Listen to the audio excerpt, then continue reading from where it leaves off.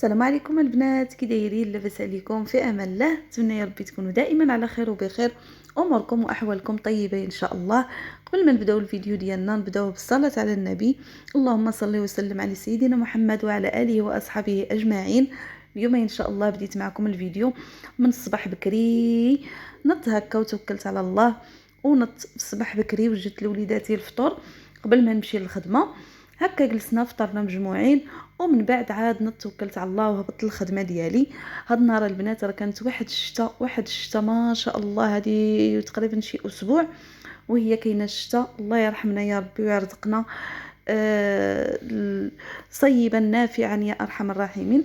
سبحان الله العظيم، حتى كنفقدوا الامل وتنقولوا صافي ما غاديش تولي تحت الشتا، ولكن بالرحمه الله الواسعه سبحان الله العظيم ما كيحافيناش وكيولي يرحمنا برحمته. سبحان الله العظيم، والله العظيم الا تا وجدنا صافي الحويجات ديال الصيف وحيدنا الحوايج ديال البرد، وسبحان الله نقصنا الفراش نقصنا كل شيء. وسبحان الله العظيم الله سبحانه وتعالى ولا اراد ان يكون المطر في هذا الاسبوع. سبحان الله العظيم في بزاف ديال المدن اللي طاحت فيهم الشتاء. الله يرحمنا يا ربي ويعطينا على قد النفع. هادشي اللي كاين البنات. هنا البنات تنعرفوا سبحان الله العظيم الرحمه ديال الله بينا. من بعد ما ساليت الفطير ديالي هبطت هكا للخدمه، وجابت لي هاد البنيته هذه اللي كتقرا عندي، جابت لي هاد الوريضات هادو. والله الا فرحوني بزاف البنات، فرحت بهم بزاف لواحد الدرجه ما تخيلوش كيفاش. عجبني الحال انها فكرت فيا وجابت لي هادوك الوريضات. صراحه هذه البنيته الثانيه، ديك النهار جابهم لي واحد الوليد، ودابا جابتهم هاد البنيته هذه. فرحت بزاف وعجبني الحال وخلاتني بديت النهار ديالي وانا فرحانه بزاف. ما تخيلوش بعد شي مره شي لوجيست صغير ما عند اي واحد كيخلي فينا واحد الفرق. وسبحان الله العظيم عجبني الحال بزاف، ما نكذبش عليكم البنات، والله الا عجبني الحال. وبني تنبقى نفكر ان جايه هاد العطله وصافي غادي تسالى القرايه وما نبقاش نشوف هاد الوليدات. والله العظيم البنات لا تيبقاو فيا وتيحز في قلبي، لان سبحان الله العظيم كدوزي معاهم عام كامل ماشي ساهل. كتعصبي معاهم، كتفرحي معاهم، كتنشطي معاهم، كتضحكي معاهم، كدوزي معاهم بزاف ديال المواقف اللي تيكونوا زوينين وخايبين. فسبحان الله ضروري ما تيخليو البليصه ديالهم. ومن بعد البنات ما ساليت هكا الخدمه ديالي. دزت للدار هكا باش غادي ان شاء الله نوجد لوليداتي الغديوه ديالهم، هكا نقاد الدنيا يعني ونجمع داكشي اللي ما قدرتش نجمعه ملي كنت يعني ملي فقت في الصباح. دائما كنحاول ما امكن نخلي الدار مجموعه بالليل، ولكن راه ضروري مثلا نخلي هكا شي حوايج الا كنت ما قدرتش نديرهم بالليل او لا. ما يعني ما تيسرش ليا اني نصوبهم في الصباح بكري، كنخليهم حتى كنجي من الخدمه وعاد كنبدا نقاد هكا الامور ديالي. ودائما كنحاول ما امكن نرتب وقتي باش هكا ما كنكونش مضغوطه اكثر من القياس، لان بعد شي نهارات اللي ما تنقدر ندير فيهم والو هكا بالليل كنصبح مضغوطه لواحد الدرجه ما تخيلوش، والدار تتبقى لي مرونه ما كتبغيش حتى تجمع. سبحان الله العظيم الصباح تيدير واحد الفرق كبير في النهار ديالنا. دزت هنايا البنات باش نوجد الغديوه ديالي. من بعد ما دزت على الدار كامله، جمعت داكشي اللي كان خاصو يتجمع، سيقت داكشي اللي كان خاصو يتسيق، وقديت كل حاجه في بليصتها، مسحت الغبره، يعني داكشي كامل اللي خاصني نديرو في الدار راني درتو. ودزت هكا الكوزينه خليتها اخر حاجه، بحكم ان وليداتي يعني تيجيو معطلين من المدرسه، وحتى الزوج ديالي حتى هو راه دابا تيجي من الخدمه معطل بزاف. داكشي علاش كنخلي الطياب هو اخر حاجه كنصوبو في الدار. من بعد ما ساليت البنات كيف ما قلت لكم الشغيل ديالي كامل، دزت هكذا باش غادي نوجد ليهم الغديوه ديالهم. وطاح الاختيار على كغاتان بالخضيره. صراحه الله كيعجبهم بزاف اني نديرهم، وفي نفس الوقت تيجيني ساهل وصافي. يعني قلت هكا غادي نديرو ليهم ان شاء الله اليوم. وصوبت هكا قريعه، صوبت قريعه خضراء قطعتها مربعات، قطعت بطيطه ودرتهم هكا يتسلقوا مع شويه ديال الملحه. ودرت الحليب تما كان عندي جامده البنات درتو يفيض يعني يذوب ليا، لان كان عندي في كونجيلاتور ونسيت ما جبدتوش. ودزت هكا شلطت هاد البصيله هذه في المقيله، درت ليها شويه ديال الزيت ودرت ليها مليحه وشويه ديال البزار، وخليتها كتشحر مزيان في داك الزيت حتى نزلات من طبيعه الحال، حتى تنزل شويه البنات، ما تخليوهاش تنزل في خطره باش تجي زوينه في داك الكراطون وتطلق ديك البنه ديالها. ومن بعد زدت ليها واحد الكميه من الصوصيط اللي عندي في كونجيلاتور، يعني هذاك تنخليه غير الوجبات هكا سريعه اللي كنكون هكا شي حويجه مزروبه بها وباغا نوجدها دغيا دغيا كنجبدو وكنقضي به الغرض. من بعد البنات ما شحرت هذيك البصيله مع داك الصوصيط، كنت هنايا سلقت المقارونيه بشويه ديال الملحه وشويه ديال الزيت وصفيتها، درتها هنايا في هذا الاناء وزدت ليها هذاك الصوصيط والبصيله اللي كنت شحرت، صفيتهم من الزيت مزيان لان هذاك الزيت هو اللي غادي نولي نشحر فيه ديك القريعه وديك البطيطه اللي سلقتهم، ماشي سلقه كامله. نحاولوا ما امكن ما نخليوهمش حتى يعني يتسلقوا بزاف. البطاطا دابا سبحان الله العظيم دغيا دغيا تتسلق، وحتى ديك القرعه والله ما تخيلتها غادي تسلق بهذيك السرعه، راه ما كاملاش البنات واحد ال5 دقائق. قلبتهم صافي لقيتهم دابوا وحيدتهم صافي صفيتهم. غادي نحيد الصوت لانه الصراحه تيزعجني.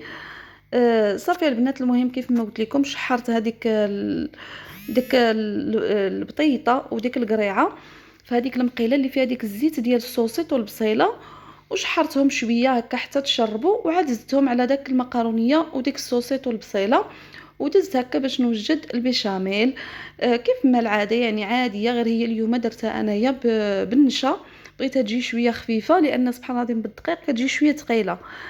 ودائما ما كنحاول نخليها خفيفه حتى في القوام ديالها، كتعجبني تجي خفيفه، كتجيني كتلبس دغيا وكتجي زوينه هكا، كتجي الحاجه معلكه، كتجي زوينه فيها احسن ما كتجي قاصحه، كتجي بحال واحد الطبقه اللي كتكون جامده شويه من فوق هذاك الكغاطان ما كتجيش. المهم انا هذاك الشيء ما تنحبوش وكنبغي هكا نديرها خفيفه شويه كتجيني احسن.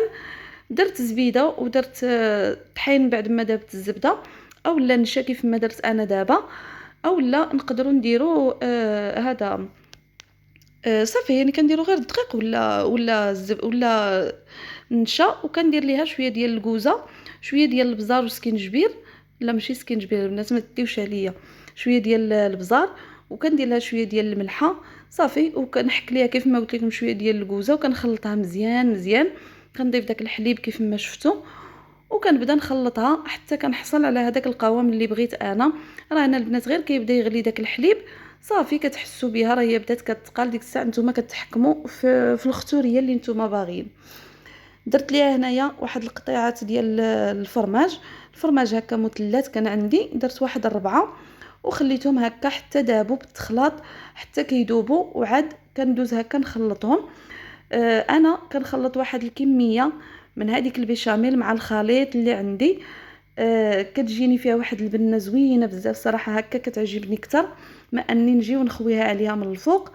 كنخلط منها واحد الكميه كنخليها تلبس بها وكتشبع بها، ومن بعد كندير واحد الكميه هكا في القاع ديال اللاطه اللي غادي ندخل الفران. ومن بعد البنات كيف ما كتشوفوا عاد كنخوي هذاك الخليط اللي درت. بالنسبه للخضيره البنات راكم تقدروا ديروا اي خضره بغيتوا، كيبقى لكم نتوما الاختيار، يعني شنو الخضيره اللي كيحبوها وليداتكم. تقدروا ديروا فيها حتى شويه ديال الخيزو ولا شويه ديال المكور قطعوه رقيق، راه ما كيجيوش باينين نهائيا سبحان الله العظيم في هذا الاناء.